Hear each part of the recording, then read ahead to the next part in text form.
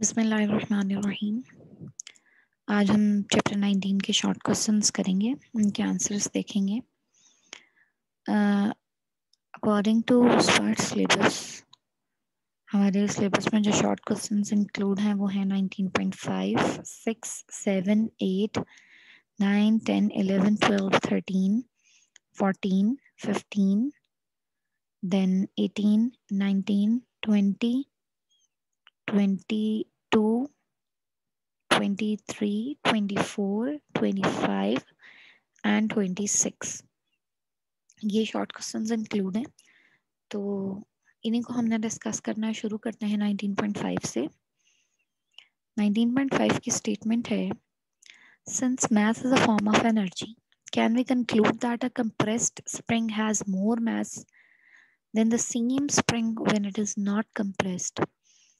तो हमने पढ़ा था कि मास और एनर्जी जो हैं वो इंटरकन्वर्टेबल हैं, और हमने ऐसे प्रोसेस भी देखे थे जिसमें एनर्जी मास में कन्वर्ट होती थी और मास जो है वो एनर्जी में कन्वर्ट होता था। मजीद ये कि हमने कहा था कि मास जो है वो एनर्जी की ही एक फॉर्म है। तो अब आपसे ये पूछा गया है कि एक स्प्रिंग है जिसको आपने कंप्रेस किया हुआ है, और जाहिर है जब स्प्रिंग को कंप्रेस किया हुआ है तो उसके पास एक पोटेंशियल एनर्जी है। तो क्या हम ये कह सकते हैं कि उसके पास चूंकि पोटेंशियल एनर्जी आई हुई है तो इसका मतलब उसका मास ज़्यादा है as compared to the mass of a spring that doesn't have any potential energy, यानी when it is uncompressed, यानी कि जब उसको कंप्रेस नहीं किया गया तो उसके पास पोटेंशियल एनर्जी नहीं है, तो उस वक्त उसका मास कम होगा। और जब उसको कंप्रेस किया हुआ है उसके पास पोटेंशियल एनर्जी है तो क्या उस वक्त उसका मास ज़्यादा होगा। आपने इस चीज़ को एक्सप्लेन करना है। तो हम चलते हैं ज़रा बुक की तरफ। ये रिलेशन हमने देखा था, मेन ये रिलेशन था energy mass relation E equals to MC square, और इससे हमने जब चेंज हो रहा था मास में और एनर्जी में तो उस वक्त ये रिलेशन लिखा था delta M equals to delta E over C square. ठीक है, अच्छा अब यहीं पे जो है वो इसका आंसर मौजूद है। ठीक है, because C square is very large quantity, this implies that small changes in mass require very large changes in energy। तो आप ये क्वेश्चन देख रहे हैं। अच्छा, जब स्प्रिंग को हम कंप्रेस करेंगे तो कितना चेंज हो जाएगा आपके ख्याल में एनर्जी का? बहुत ज्यादा तो नहीं होगा, थोड़ा सा ही होगा ना change in energy. For example अगर 100 जूल भी है तो जब 100 जूल को आप C स्क्वायर से डिवाइड करेंगे, अब C की वैल्यू आपको पता है 3 × 10⁸ होती है, तो आप उसका स्क्वायर ले रहे हैं, यानी कि आप समझ लें 3 × 10⁸ है तो it will be 9 × 10⁻16। So delta E जो कि सिर्फ 100 जूल अज्यूम कर रहे हैं हम, सिर्फ 100 को आप जब डिवाइड करेंगे एक ऐसी क्वांटिटी से जिसके अंदर 10⁻16 मौजूद है तो आंसर कितना छोटा आ जाएगा? ठीक है, तो डेल्टा M का आंसर बहुत ही ज्यादा छोटा आएगा। यानी कि जब आपने स्प्रिंग को कंप्रेस किया है, उसके पास पोटेंशियल एनर्जी आई है, तो मास में जो चेंज है वो इतना छोटा है कि वो आप मेजर भी नहीं कर सकते। वो आपसे, आपके पास ऐसा इंस्ट्रूमेंट ही नहीं है जिसके थ्रू आप उसको मेजर कर सकें। ठीक है, तो इतना छोटा चेंज जो है वो हम कहते हैं कि ना होने के बराबर है ही नहीं। ठीक है, तो अगर आपने मास को थोड़ा सा भी चेंज करना है तो उसके लिए आपको एक बहुत ज्यादा लार्ज एनर्जी चेंज रिक्वायर्ड है। ठीक है, और चूंकि हमारी डेली लाइफ में इतना ज्यादा एनर्जी का चेंज नहीं होता, या एनर्जी चेंजेस जो भी हैं वो बहुत ज्यादा स्मॉल होते हैं, इसी वजह से हमें मास जो है वो चेंज होता हुआ नजर नहीं आता। ठीक है, तो आगे ये लिखा हुआ है, in our everyday world energy changes are too small to provide measurable mass changes. ठीक है, तो यही जो है इस क्वेश्चन का आंसर है। तो कंप्रेस्ड स्प्रिंग जो है उसमें जितना भी मास चेंज आएगा that will be extremely small, बल्कि आप कहें negligibly small. And if we want to see the measurable changes in mass, then the change in energy must be extremely large. ठीक है, और इतने लार्ज एनर्जी चेंजेस हमारी daily life में exist नहीं करते, so the change in mass is negligibly small, या आप कह लें नेग्लिजिबल। ठीक है, तो कॉम्प्रेस्ड स्प्रिंग और अनकॉम्प्रेस्ड स्प्रिंग के मासेस ऑलमोस्ट इक्वल होंगे। ठीक है, या आप यही कह लें कि इक्वल होंगे, क्योंकि एनर्जी चेंज जो है वो बहुत स्मॉल है। ठीक है, ये था क्वेश्चन 19.5। नेक्स्ट क्वेश्चन है 19.6। स्टेटमेंट देखते हैं। As a solid is heated and begins to glow, why does it first appear red? जब आप किसी सॉलिड को हीट करते हैं तो सबसे पहले वो रेड कलर शो करता है। क्या वजह है कि वो रेड कलर शो करता है? इस क्वेश्चन को एक्सप्लेन करने के लिए थोड़ा सा ब्लैक बॉडी रेडिएशन की तरफ हमें जाना पड़ेगा। हमें पता है कि जब टेम्परेचर लो होता है, आप किसी सॉलिड को हीट कर रहे हैं, टेम्परेचर अभी लो है, जब लो है तो उससे एमिट होने वाली रेडिएशंस जो हैं वो लो एनर्जी की होती हैं। ठीक है, और अब आपको ये अच्छी तरह से पता है कि लो एनर्जी का मतलब है लो फ्रीक्वेंसी या फिर हाई वेवलेंथ, लॉन्गर वेवलेंथ। ठीक है, तो इसके एक्सप्लेनेशन के लिए मैं आपको सबसे पहले स्पेक्ट्रम दिखाती हूँ लाइट का। ये विजिबल स्पेक्ट्रम है, 7 कलर्स होते हैं, ये आपको नजर आ रहा है। ठीक है, अच्छा, इस स्पेक्ट्रम में आप देख रहे हैं कि रेड कलर जो है वो सबसे पहले आ रहा है और इसकी वेवलेंथ सबसे ज्यादा है। वेवलेंथ इस तरफ डिक्रीज हो रही है, लेफ्ट टू राइट डिक्रीज हो रही है। आप वैल्यूज पढ़ सकते हैं, ये 740 है और यहाँ पे 435 है। ठीक है, तो left to right wavelength decrease हो रही है। इसका मतलब है कि रेड जो है वो मैक्सिमम वेवलेंथ या लॉन्गेस्ट वेवलेंथ की का कलर है। ठीक है, अब लॉन्गेस्ट वेवलेंथ जो है वो रिप्रेजेंट क्या कर रही है आपको?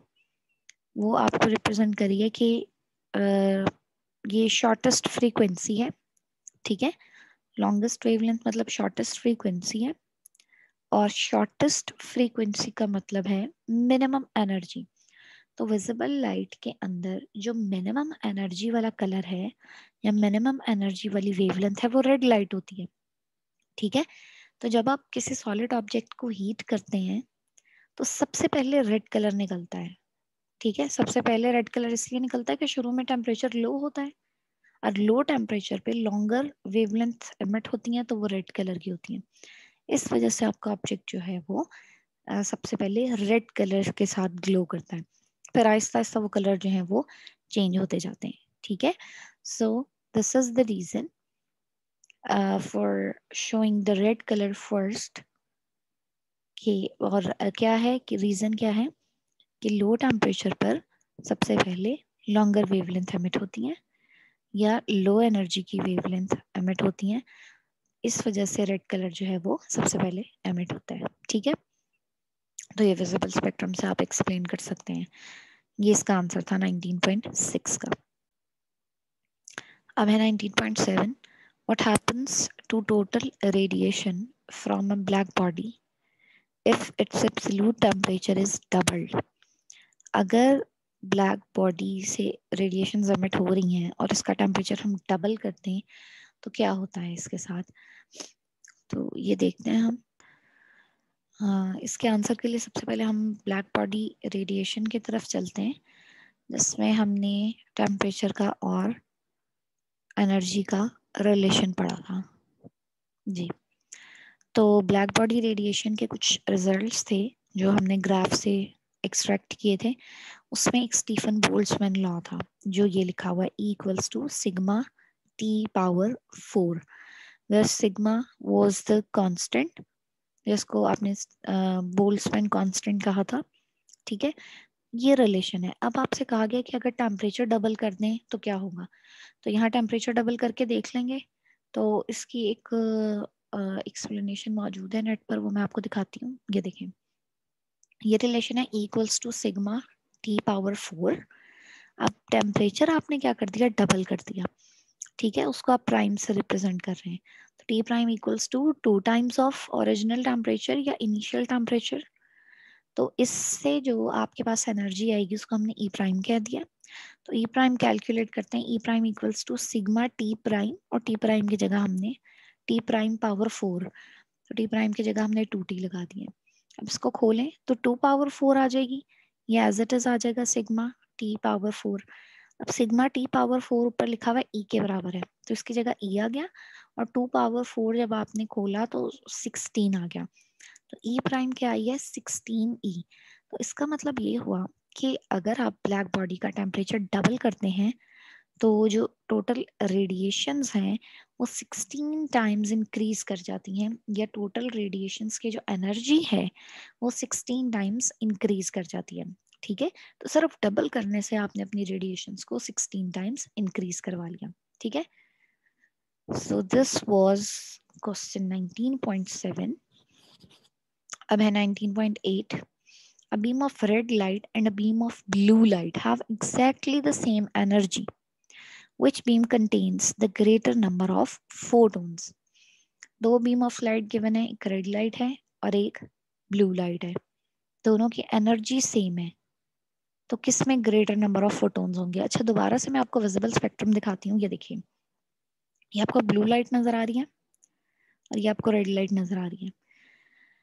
रेड लाइट की वेवलेंथ बड़ी है और ब्लू लाइट की छोटी है, तो इसका क्या मतलब हुआ कि रेड लाइट की एनर्जी कम है और ब्लू लाइट की ज्यादा है।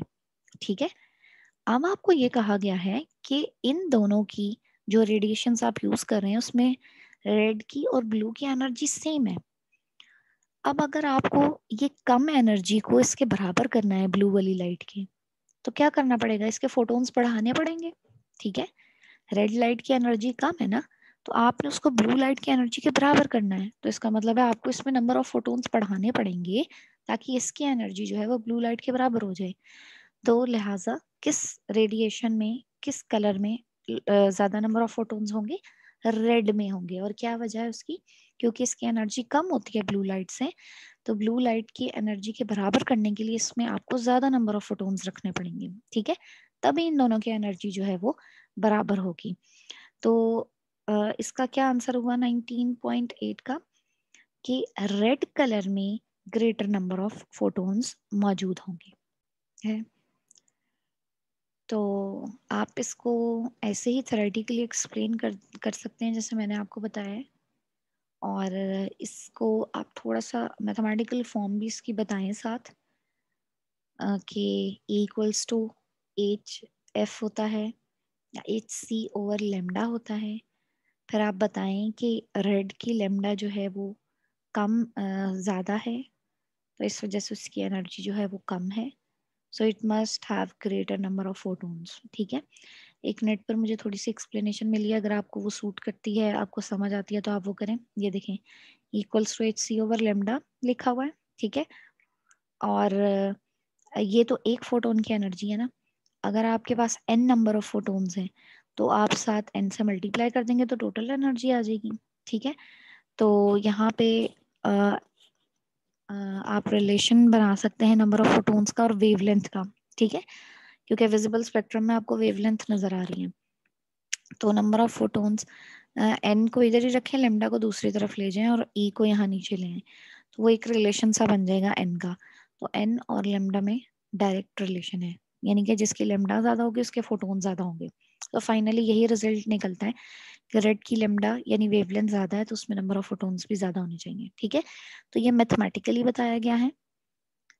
अगर आप ये करते हैं, ये वाले स्टेप्स करते हैं, तो आपने साथ एक्सप्लेन भी करना है, जैसे मैंने आपको अभी एक्सप्लेनेशन बताई है।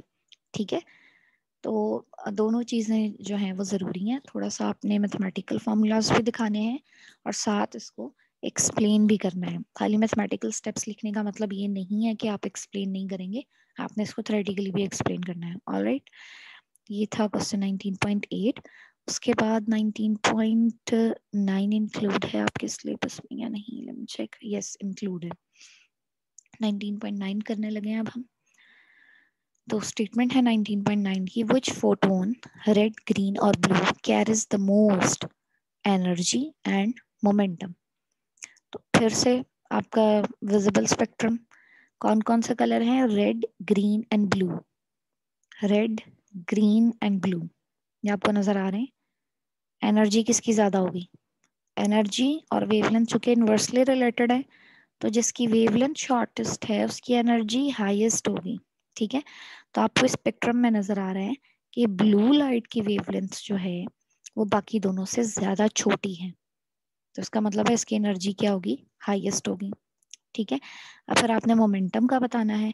अब मोमेंटम के लिए मोमेंटम को बताने के लिए आपको मोमेंटम का और एनर्जी का रिलेशन देखना पड़ेगा। तो ये रिलेशन हमने पढ़ा था, निकाल लेते हैं रिलेशन। ये देखें E equals to P C, यानी कि एनर्जी और मोमेंटम डायरेक्टली रिलेटेड है। तो जिसकी एनर्जी ज्यादा है उसका मोमेंटम भी ज्यादा है। ठीक है, ये फॉर्मूला आपने लिखना है जब मोमेंटम एक्सप्लेन करेंगे, तो ये भी लिखना है। और जब आप उसको एनर्जी को एक्सप्लेन करेंगे तो आपने लेमडा के साथ उसका रिलेशन लिखना है, equals to H C over lambda जो है ना, एच एफ और एफ की जगह सी ओवर लेमडा लगाएंगे तो एनर्जी का और वेवलेंथ का रिलेशन आएगा, वो आपने एनर्जी को एक्सप्लेन करने के लिए लिखना है। और फिर जब आप मोमेंटम को एक्सप्लेन करेंगे तो आपने E equals to P C ये वाला रिलेशन लिखना है। ठीक है, तो एनर्जी और मोमेंटम डायरेक्टली रिलेटेड है, तो जिसकी एनर्जी ज्यादा है उसकी ही उसी का जो है वो ज्यादा होगा मोमेंटम। तो लिहाजा सबसे कम एनर्जी और सबसे कम मोमेंटम रेड का होगा।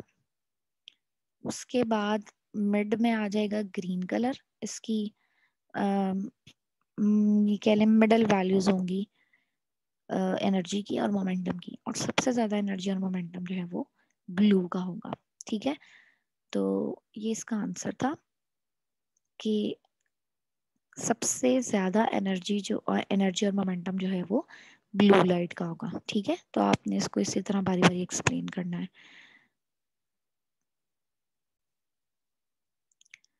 Okay, next is 19.10, which has the lower energy quanta, radio waves और एक्सरे वेव्स, यानी कि किसके फोटोन की एनर्जी लोएस्ट होगी।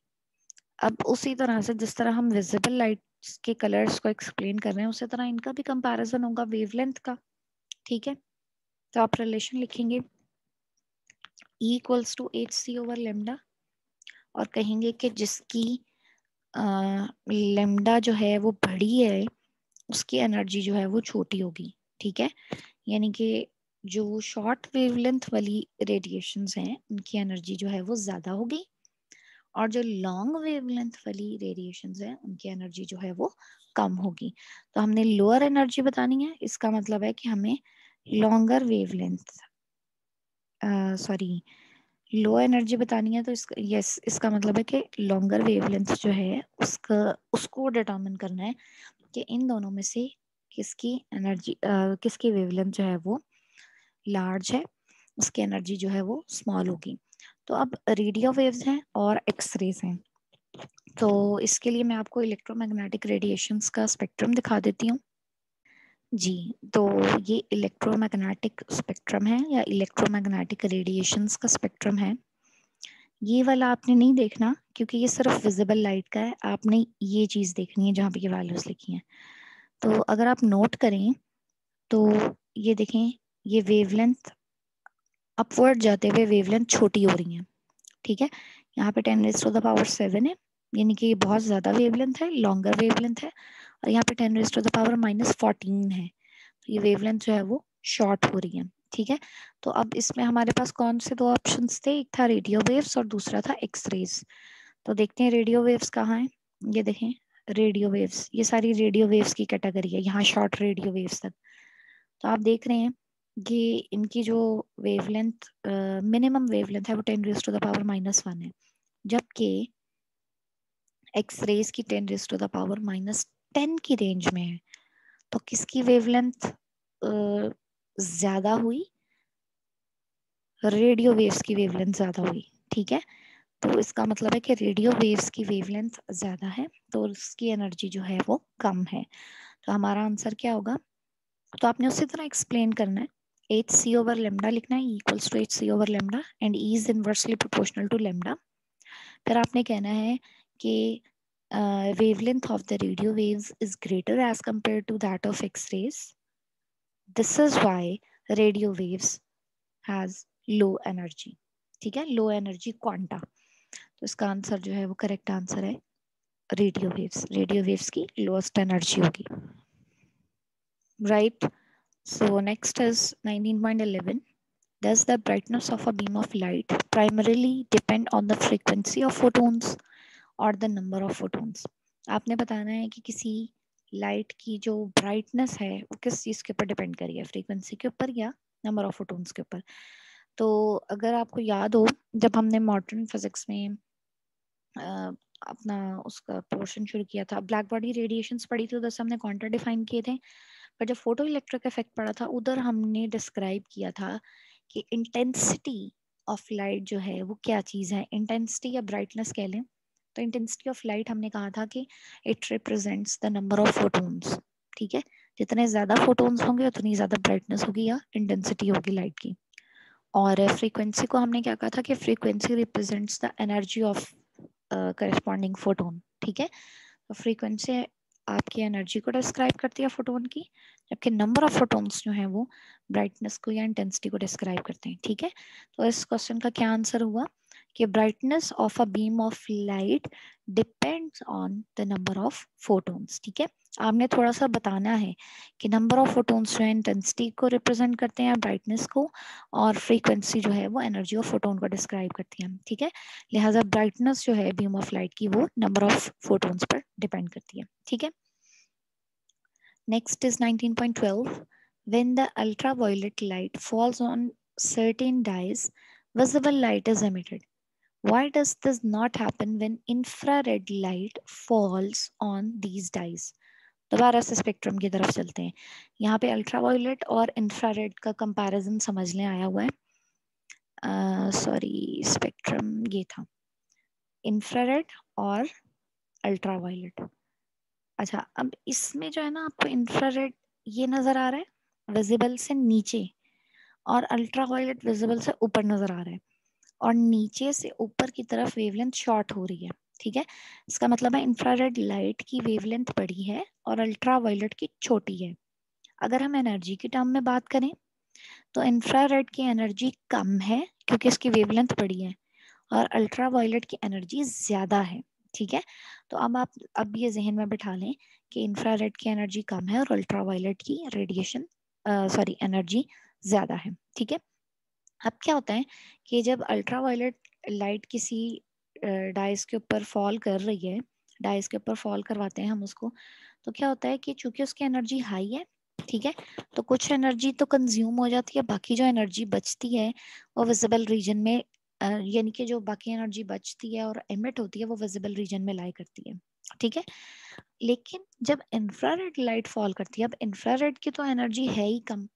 ठीक है, तो जाहिर है उससे जब वो फॉल करेगी और बाकी जो एनर्जी बचेगी वो एमिट होगी तो वो कम ही होगी ना इंफ्रारेड से, इंफ्रारेड से ज्यादा तो नहीं होगी। आपने स्पेक्ट्रम में देखा कि विजिबल लाइट की एनर्जी इंफ्रारेड की एनर्जी से ज्यादा है। ठीक है, तो जाहिर है जब ये कम लाइट वाली एनर्जी डाइस के ऊपर फॉल करेगी तो कुछ तो कंज्यूम होगा, बाकी जो पार्ट बचेगा वो जाहिर है लोएस्ट एनर्जी वाली वेव्स को एमिट करेगा। ठीक है, या तो वो माइक्रोवेव्स होंगी या रेडियो वेव्स होंगी। विजिबल रीजन में तो वो लाई कर ही नहीं सकता क्योंकि विजिबल लाइट जो है उसकी एनर्जी इंफ्रारेड से ज्यादा है।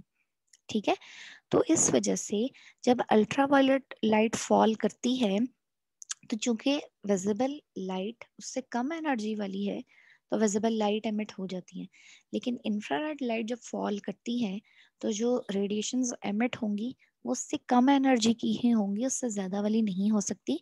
लिहाजा इंफ्रारेड के केस में विजिबल लाइट एमिट नहीं होगी। ठीक है, तो जब अल्ट्रावायलेट लाइट फॉल करेगी किसी डाई के ऊपर तो एटम्स को एक्साइट करेगी।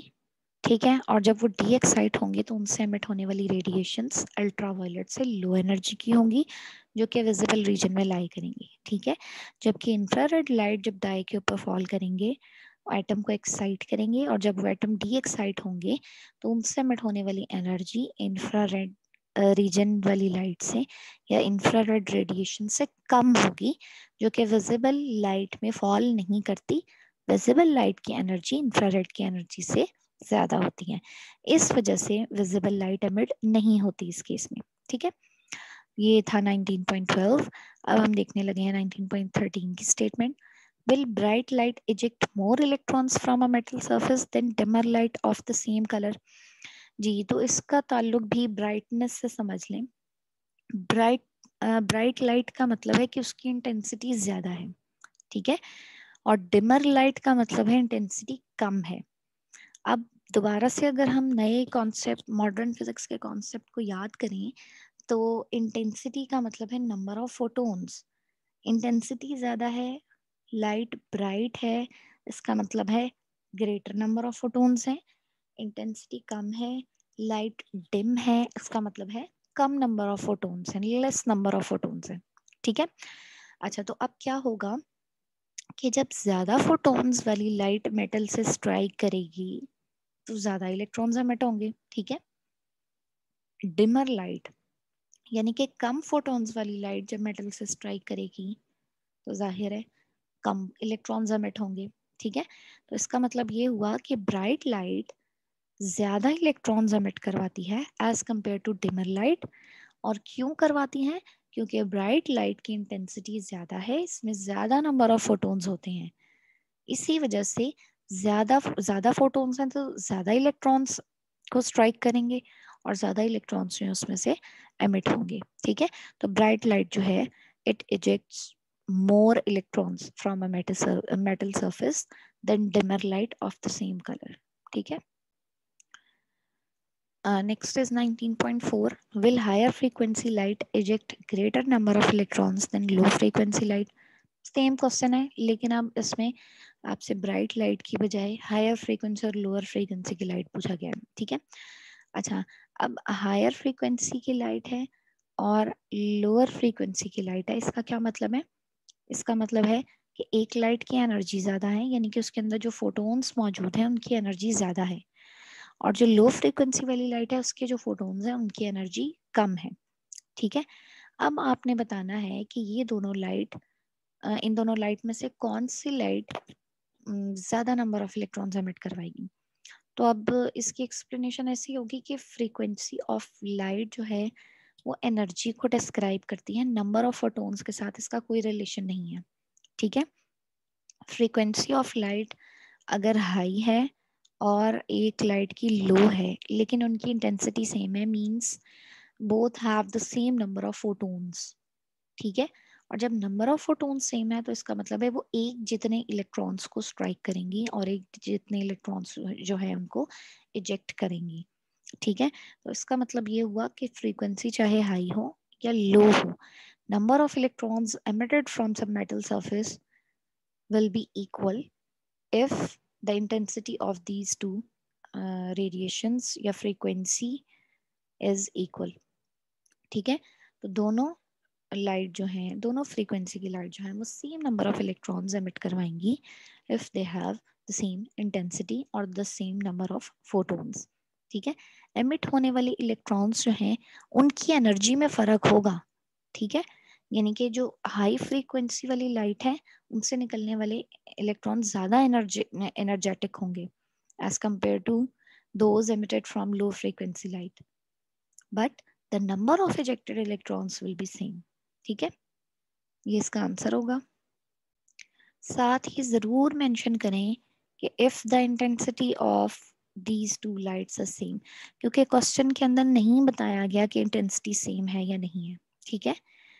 तो लेकिन पढ़ने से हमें मतलब समझ आ रहे हैं कि फ्रीक्वेंसी चेंज हुई है तो इंटेंसिटी सेम ही रख रहे होंगे, लेकिन आप आंसर के अंदर मेंशन करें कि दोनों सेम नंबर ऑफ इलेक्ट्रॉन्स को एमिट करवाएंगे अगर उनके उनकी इंटेंसिटी जो है दोनों लाइट की वो सेम है, ठीक है। तो ये आपने मेंशन करना है। Okay, next is 19.15. When light shines on a surface, is momentum transferred to the metal surface? आप किसी मेटल सरफेस के ऊपर लाइट फॉल करवा रहे हैं तो क्या मोमेंटम जो है वो मेटल सरफेस में ट्रांसफर होता है? तो बिल्कुल होता है, क्योंकि लाइट जब किसी मेटल सरफेस से स्ट्राइक कर रही है तो वो एज अ पार्टिकल बिहेव कर रही है। तो लाइट जब हम फॉल करवा रहे हैं तो वो हो क्या रहा है कि लाइट के जो फोटॉन्स हैं वो इलेक्ट्रॉन से स्ट्राइक कर रहे हैं, बिल्कुल उसी तरह जिस तरह दो बॉल स्ट्राइक करती हैं और अपना मोमेंटम एक दूसरे में ट्रांसफर करती हैं।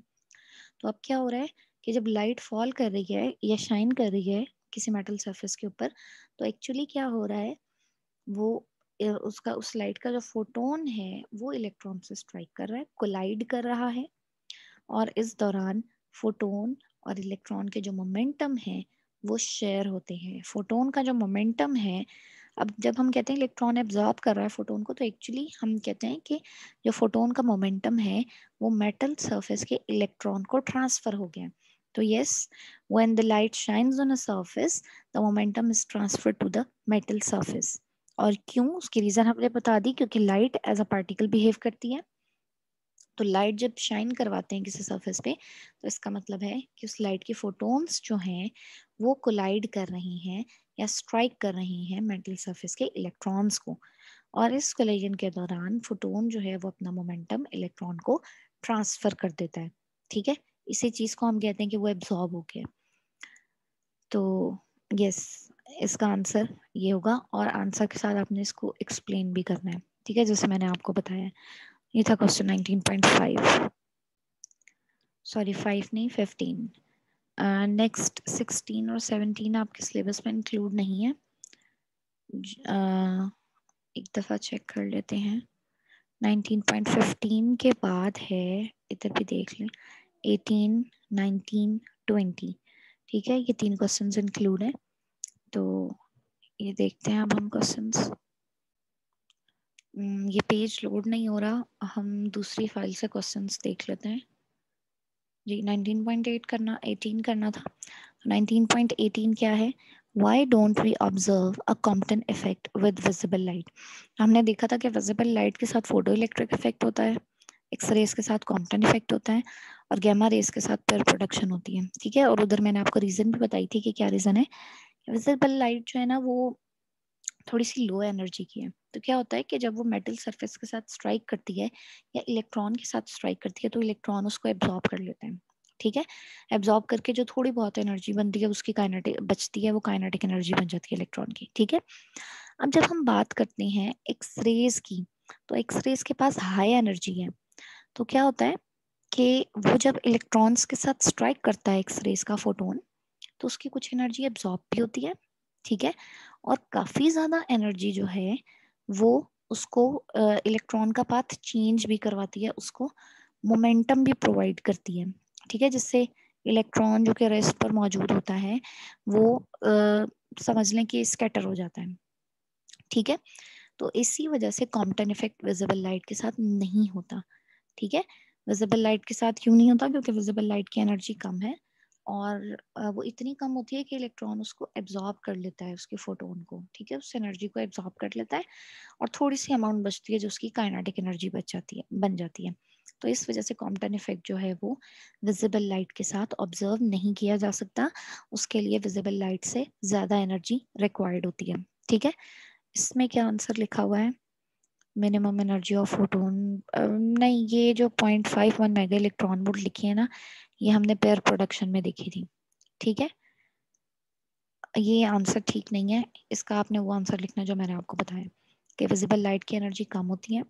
जब ये इलेक्ट्रॉन से स्ट्राइक करते हैं तो इलेक्ट्रॉन्स इनको एब्जॉर्ब कर लेते हैं, थोड़ी सी एनर्जी बचती है जो कि इलेक्ट्रॉन्स की काइनेटिक एनर्जी बन जाती है। ठीक है, यानी कि कोई फोटोन जो है उसके पास एनर्जी बाकी नहीं रहती विजिबल लाइट के अंदर। ठीक है, तो कॉम्पटन इफेक्ट के अंदर हमने देखा था कि एनर्जी, फोटोन जो है वो जब स्ट्राइक करता है, या रेडिएशन एक्स रेज जब स्ट्राइक करती हैं इलेक्ट्रॉन के साथ, तो बाकी जो एनर्जी बचती है वो स्कैटर हो जाती है, जिसकी वेवलेंथ हमने कहा था बड़ी हो जाती है, एनर्जी कम हो जाती है। ठीक है ना, तो इस वजह से एक्स रेज जो है उनके साथ कॉम्पटन इफेक्ट नजर आता है, क्योंकि उनकी एनर्जी हाई होती है। ठीक है, इलेक्ट्रॉन्स एब्जॉर्ब भी कर लेते हैं और बाकी एनर्जी बच भी जाती है, जो कि फिर आगे स्कैटर होती है, और फिर हम कहते हैं कि उसकी एनर्जी जो है वो लो हो गई है, या वेवलेंथ जो है वो बढ़ गई है। ठीक है, तो ये इसका आंसर होगा, ये आपने लिखना है। तो ये था 19.18। 19.18 के बाद है 19.19।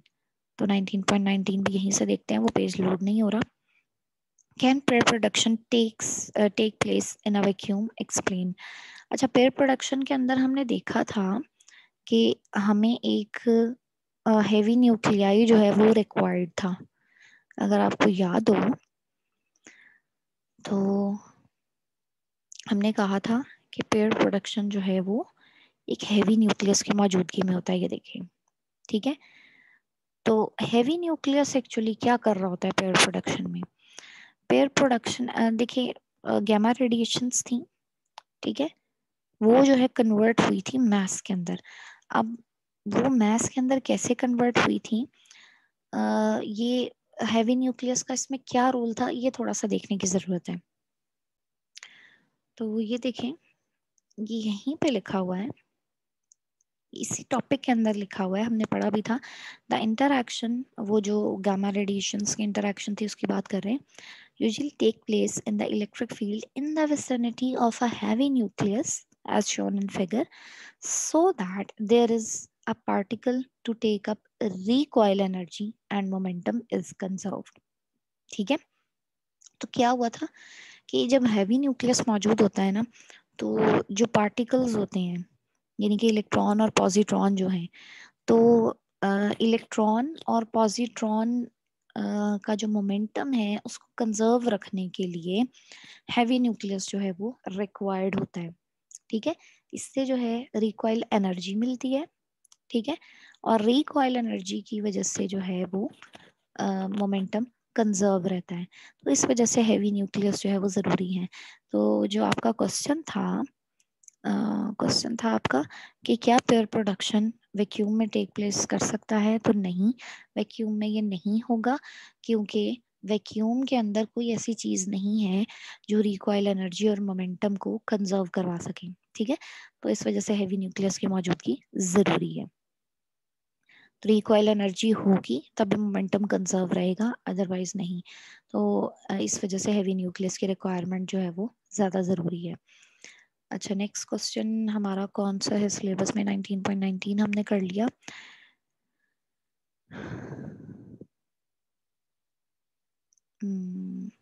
20 है, 22, 23, 4 एंड 5। ओके, 20 देखते हैं क्वेश्चन 19.20।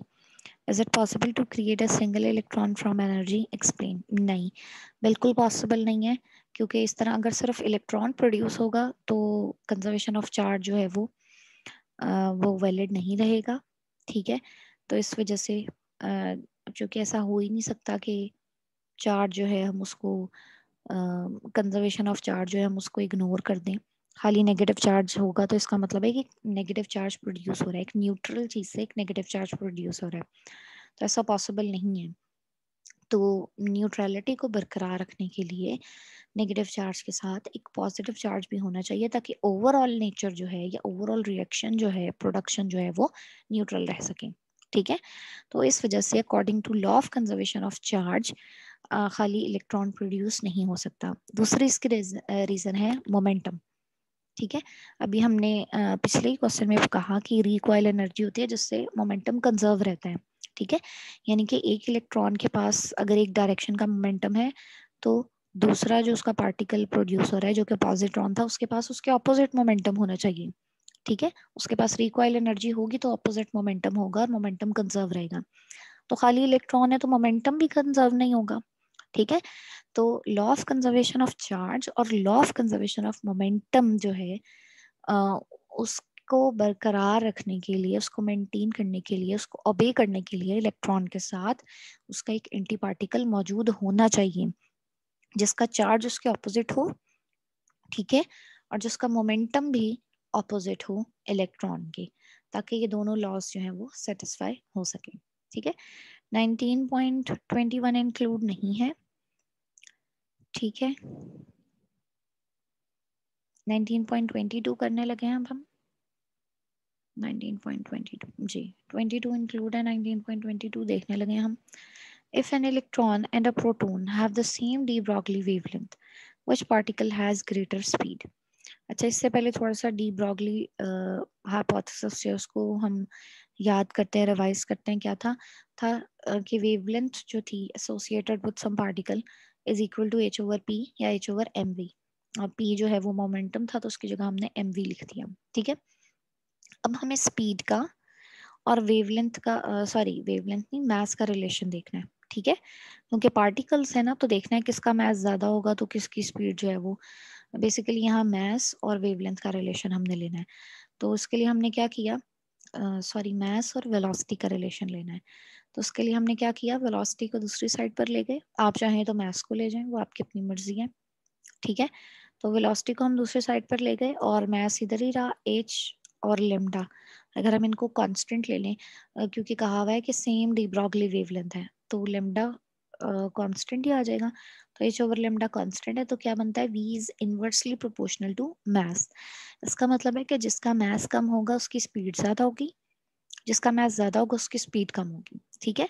तो अब हम मैसेस देख लेते हैं, इलेक्ट्रॉन और प्रोटॉन में से जाहिर है इलेक्ट्रॉन का मैस कम है, ठीक है। तो इलेक्ट्रॉन का मैस कम है, तो according to this inverse relation इसकी स्पीड ज्यादा होगी, ठीक है। और प्रोटॉन का मैस जो कि ज्यादा है, तो according to this inverse relation इसकी स्पीड जो है वो कम होगी। लिहाजा अगर इलेक्ट्रॉन और प्रोटॉन की डी ब्रॉगली वेवलेंथ सेम है, तो speed of electron will be greater as compare to the speed of proton, ठीक है। तो इस तरह से ये रिलेशन बनाकर आपने इस क्वेश्चन को एक्सप्लेन करना है। ये था 19.22। 19.22 के बाद हमारे पास क्वेश्चन है 19.23, देख लेते हैं इसको।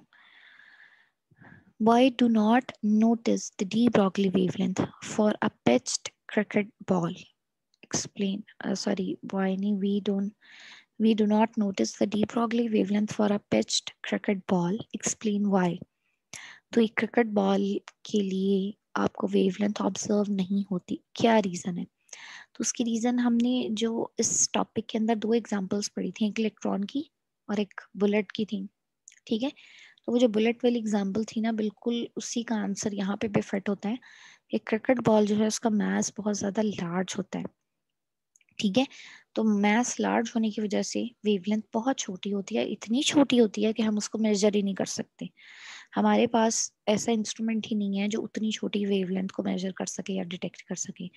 तो इस वजह से डी ब्रॉगली वेवलेंथ जो है क्रिकेट बॉल के अंदर वो ऑब्जर्व नहीं की जा सकती, नोटिस नहीं की जा सकती, ठीक है। इसके लिए आप ये एक्सप्रेशन लिखेंगे डी ब्रॉगली हाइपोथेसिस के अंदर जो मौजूद था, lambda equals to H over M V, ठीक है। अगर यहाँ से आप लेमडा और मास का रिलेशन देखें, बल्कि मास नहीं, यहाँ पे स्पीड भी बता दें आप कि मास बहुत ज्यादा है क्रिकेट बॉल का और वेलोसिटी बहुत कम है, ठीक है। तो इस वजह से जो लेमडा की वैल्यू आती है वो डिटेक्टेबल नहीं होती। हमारे पास ऐसा कोई इंस्ट्रूमेंट नहीं है जो इतनी छोटी वेवलेंथ को मेजर कर सके, ठीक है। तो इस वजह से डी ब्रॉगली वेवलेंथ जो है वो नोटिस नहीं की जा सकती क्रिकेट बॉल में। तो ये था 19.23। उसके बाद है 24, 5 एंड 6। कंसेक्टिव 3 क्वेश्चंस हैं हमारे पास। चलिए जी जल्दी से इसको देखते हैं। 19.24, if the following particles all have the same energy which has the shortest wavelength, energy same है, आपने बताना है वेवलेंथ किसकी शॉर्ट होगी, ठीक है। कौन कौन से पार्टिकल हैं, electron, alpha particle, neutron and proton. तो ये 4 पार्टिकल्स आपको बताए हैं, इन सब की एनर्जी सेम है, ठीक है। सबकी एनर्जी सेम है, तो आपने बताना है वेवलेंथ किसकी शॉर्टेस्ट होगी। तो अब यहाँ पे वेवलेंथ से मुराद है डी ब्रॉगली वेवलेंथ, पार्टिकल्स है ना, तो इस वजह से इनके साथ जो वेव एसोसिएट होगी वो डी ब्रॉगली वेवलेंथ होगी। तो हमने डी ब्रॉगली वेवलेंथ का और एनर्जी का कोई रिलेशन बनाना है, ठीक है। तो यही काम यहाँ पे किया हुआ है, ये छोटी सी डेरिवेशन है, ये आप लिखेंगे अपने आंसर में। De Broglie wavelength H over M V होता है, where M V is the momentum, ठीक है। और मोमेंटम हमने कहा था, मोमेंटम की वैल्यू हमने निकाली हुई है 2mve, ठीक है। तो ये सारी डेरिवेशन हमने एक आर्टिकल में की थी, आप वहां से देख के कर लें अगर जरूरत है तो।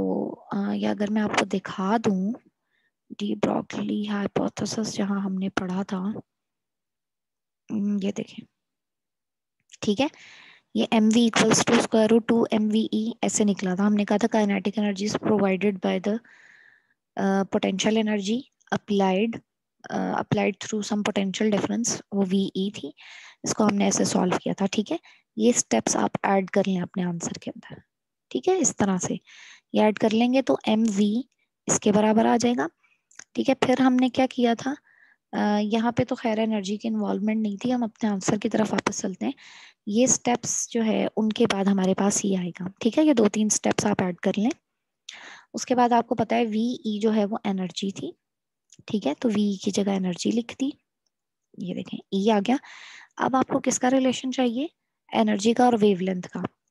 ठीक है, तो एनर्जी और वेवलेंथ का, सॉरी एनर्जी तो सेम है सबकी, वेवलेंथ का रिलेशन चाहिए मैस के साथ। ठीक है, मैस ही बताएगा कि कौन सा पार्टिकल जो है उसकी वेवलेंथ शॉर्टेस्ट होगी। तो आपको वेवलेंथ का और मैस का रिलेशन चाहिए, दैट विल बी 1/√m। यहाँ से आपको नजर आ रहा है कि मैस का और वेवलेंथ का इनवर्स रिलेशन है। ठीक है, अगर एनर्जी सबकी सेम है तो मैस का और वेवलेंथ का इनवर्स रिलेशन है। जिसका मैस ज्यादा होगा उसकी वेवलेंथ शॉर्टेस्ट होगी। तो अब हमने ये देखना है कि इन चारों में से किसका मैस ज्यादा है। अच्छा, अब देखें इलेक्ट्रॉन, प्रोटॉन, न्यूट्रॉन और अल्फा पार्टिकल। ठीक है, ये मैंने एक अरेंजमेंट में बोले हैं। अल्फा पार्टिकल जो है वो आपको पता है हीलियम के न्यूक्लियाई होते हैं, जिसके अंदर 2 प्रोटॉन होते हैं और 2 न्यूट्रॉन होते हैं। ठीक है, 4 होता है ना उसका एटॉमिक मास। तो अल्फा पार्टिकल यानी कि हीलियम के जो न्यूक्लियाई हैं उसमें 2 प्रोटॉन और 2 न्यूट्रॉन है। तो सिंगल प्रोटॉन का मास अगर आप इससे कंपेयर करें या सिंगल न्यूट्रॉन का मास अगर आप अल्फा पार्टिकल से कंपेयर करें तो ये तो बहुत कम होंगे। तो सबसे ज्यादा मास जो है वो इस वक्त अल्फा पार्टिकल का है।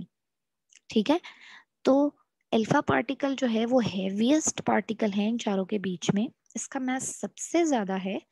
So according to this inverse relation इसकी वेवलेंथ शॉर्टेस्ट होगी। ठीक है, ग्रेटेस्ट मास है अल्फा पार्टिकल का, लिहाजा वेवलेंथ जो है इसकी शॉर्टेस्ट होगी। तो इन चारों के बीच में अल्फा पार्टिकल जो है it will have the shortest wavelength. ठीक है, ये इसका आंसर होगा। ये डेरिवेशंस आपने इंक्लूड करनी है बीच में।